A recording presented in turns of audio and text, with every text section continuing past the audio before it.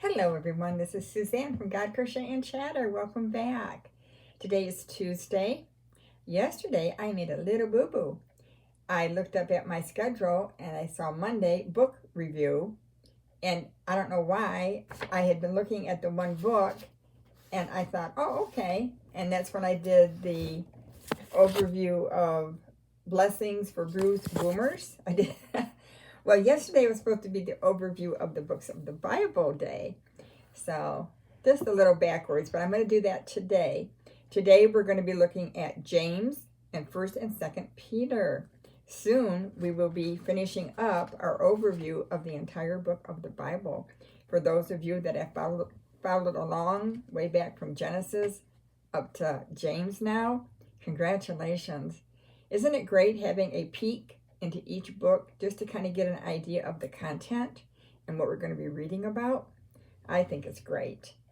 I want to thank everyone for your wonderful comments, your prayers for me. I surely do appreciate them.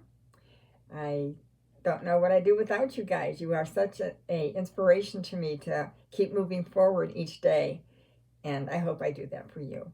All right, let's get started with our overview. First, we're going to do the book of James. Here's a story James would have liked. Francis of Assisi once invited an apprentice to go with him to a nearby village to preach. The young monk quickly agreed, seizing an opportunity to hear his teacher speak. When they arrived in the village, St. Francis began to visit with the people. First, he stopped in on the butcher. Next, a visit with the cobbler.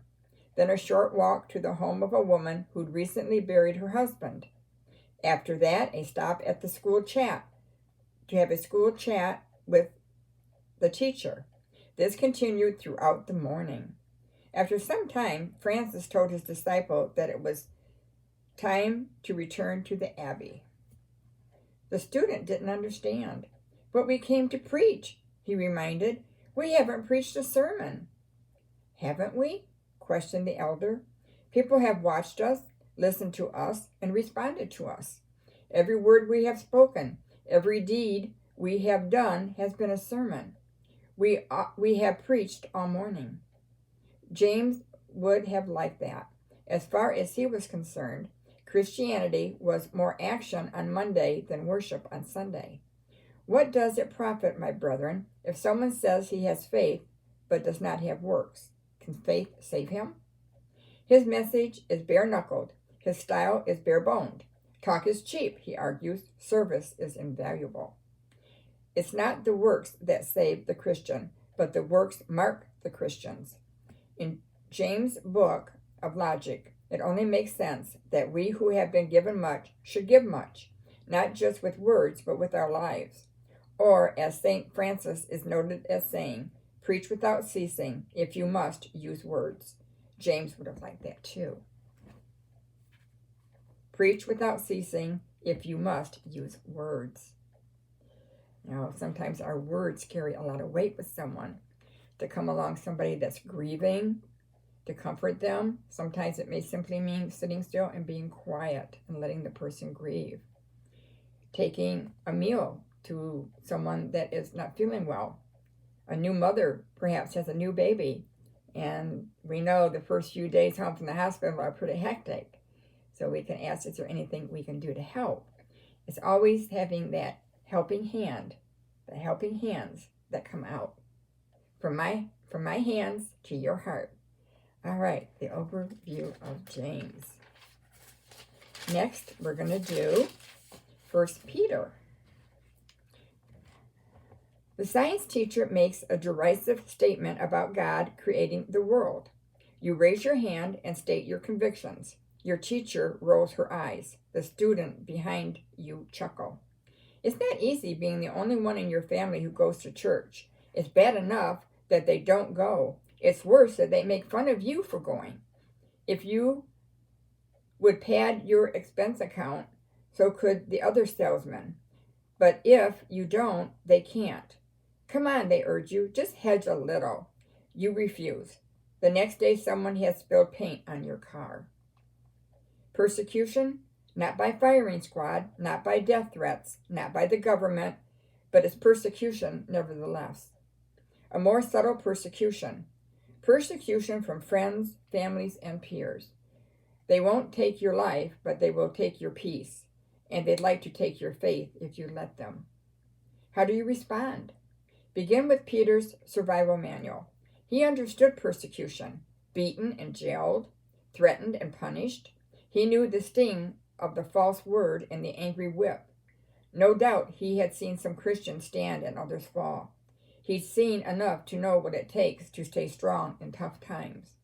His counsel may surprise you. His counsel may sustain you. It may be just what you need so that the genuineness of faith, being much more precious than gold that perishes, though it is tested by the fire, may be found to praise, honor, and glory at the revelation of Jesus Christ. And there are a lot of forces coming at us nowadays from family, friends, co-workers, the world in general, coming at us with all their deviant activities that are going on in our world today, the thievery, the stealing, the murders, all that stuff. And we have to stay strong through all that. We can't waver. We have to put it behind us, keep our head held high, and know that we are the Lord's. And yes, it hurts. It hurts when family and friends hurt you because of your faith. And I've had some instances in my own family, but they respect me and they curb their language around me, which I greatly appreciate. So persecution comes in all different flavors. So we need to remember that we are the Lord's and we can get past it. Okay, 2 Peter.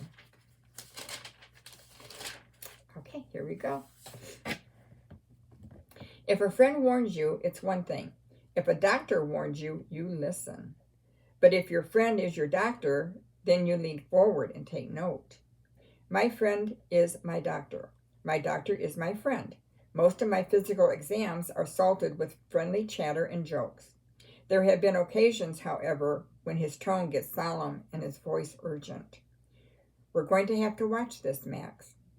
You haven't been exercising, have you? With your family's history, you have to watch your diet. When it's a warning from a friend, you listen. The second letter from Peter is a warning from a friend. His first letter was a warning about trials from without, persecution. His second caution is a warning about trials from within, heresy. In this last letter, we have found him. He urges Christians to be careful, avoid short-sightedness, be on guard for false teachers, and most importantly, be vigilant against personal complacency, which will lead to a lazy faith.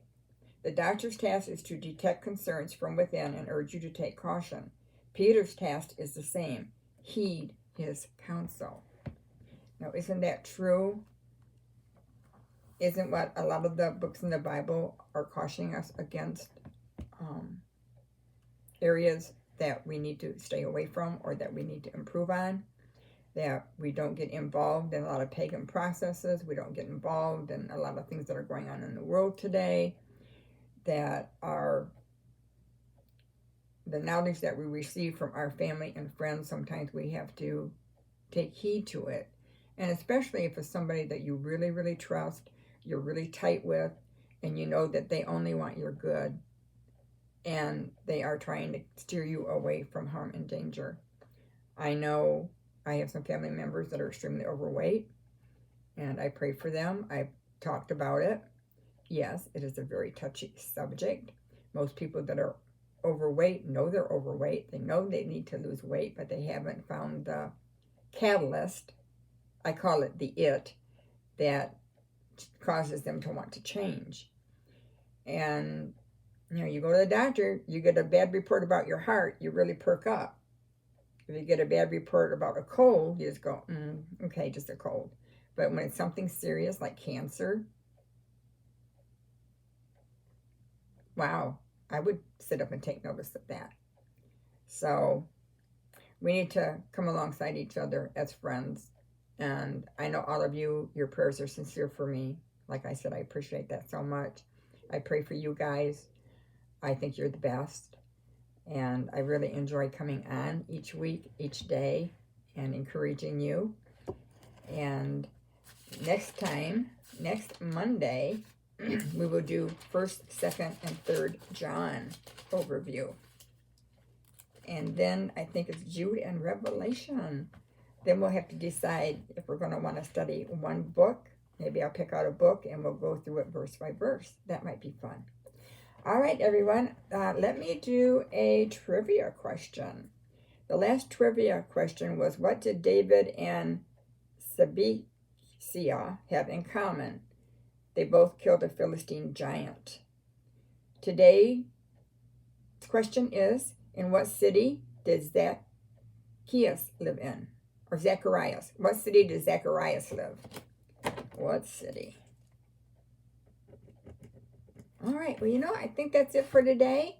I got Ron an appointment at an allergist on Thursday. I was so pleased to get in because he's still suffering so much from right through here, especially in through here, bad pain, face pain. And this got more intense after we got COVID last Christmas. And some of it just seemed to have stayed with him. So we're going to put him through the ringer on these allergy tests and get down to exactly what medication or shots he may need.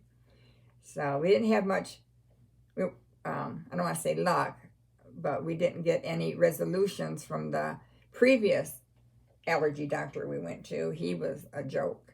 I mean, really. He didn't, do any testing on Ron. He didn't. He did a face scan. That didn't show anything. But he put him on iodine and a probiotic. And it's like, what? And he told him, hey, I'm spitting up this green yucky stuff. And he just looked at us like, well, I don't know what to say. Have you ever gone to a doctor that's done that? And you think,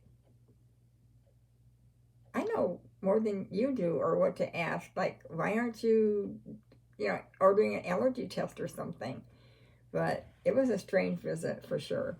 I have an appointment on November 1st for my knee. We're going to go over the results of my MRI. I know there is some stuff going in there, leakage, like I told you, and a couple of little tears. So I'm keeping it wrapped now. That seems to help it. So anyway, I hope all of you are doing well. Dorothy, you and your family are in our prayers. And we hope the baby is coming right along. And the young man that is 28 years old, I believe he has cancer. If that's correct, I really need to look back through my notes. But we know that it's serious. And our heart goes out to him. So again, if you have any prayer requests, anything that you'd like me to topic you would like me to talk upon, please let me know in the comment box below. All right, Lord willing, I'll be back tomorrow with another great devotional. This is Suzanne and God Crochet and Chatter, and I still am plugging along on my scarf. So you take care. I love each and every one of you, and bye for now.